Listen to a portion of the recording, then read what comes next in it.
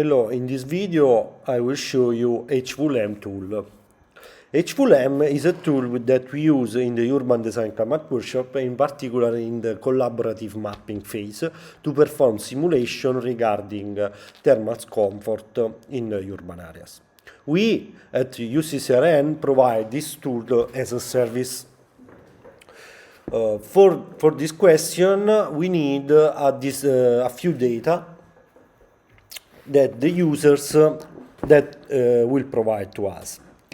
This data continue to starting information base for other tool in the UCCRN toolkit, both for urban areas scale and neighborhood scale.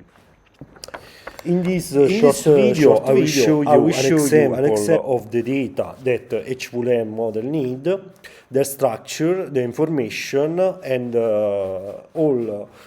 The data will have to provide as a shapefile, so the GIS software is needed by the users. In this case, I will use QGIS. The shapefile regarding three levels of fundamental information.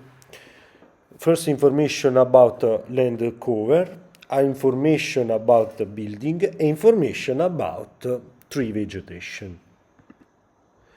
In these pictures, I show you an example of the typical output that HWLEM provide that regarding a typical comfort thermal comfort information, like in this showcase the pictures show thermal comfort information in this shapefile.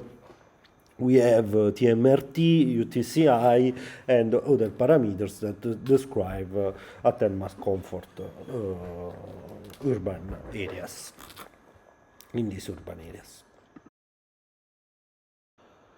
For first information that we need, the user have to provide a polygon shapefile that describe the boundaries of the selected area that you want to simulate.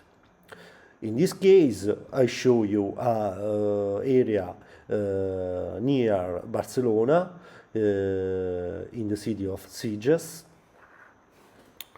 And this is the polygon shapefile with no other information, no particular information, that describe essentially the boundaries of the area that want to simulate. The second essential data that the user have to provide is the data about the land cover. The land cover, it have to provide in a polygon shapefile as well. This polygon shapefile have to contain information about class of land use, of land cover, like you can see here, class. And the second important information is about the quote. The quote mean it's that describe the elevation of the terrain. The quote. The shapefile of the land cover scheme, it can provide by in the form of a unique shapefile that contain the information about class of land cover, like in this case, where if you classify the shapefile, you can recognize, for example, agricultural areas, building, bare soil, built open space, and so on. That is the category of land cover. The other method is to provide a single shapefile for each of these land cover class. So, for example, one shapefile for agricultural areas, one shapefile for the building, one shapefile for vegetated areas, and so on. About the elevation of the terrain, if you don't have the information about the quote in the shapefile, you can provide this information in a digital elevation model or digital terrain model that describe the elevation, for instance, the elevation of the terrain, like in this case.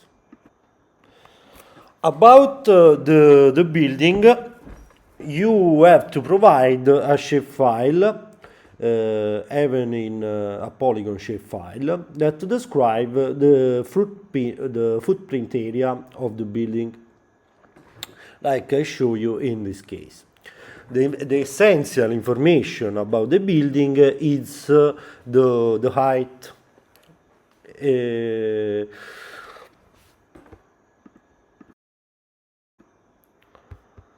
if you can't have the information about the height of the building, like in the previous case, you can provide separately a raster file of the digital surface model that describe the elevation of the building and the terrain together.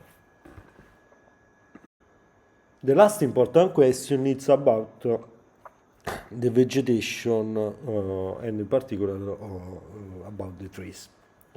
The trees, it can be provided anyway in a shapefile, but on two ways.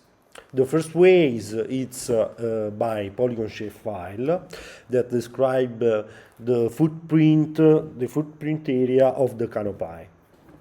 Like in this case, that where we have a satellite image behind this shapefile, and you can see that every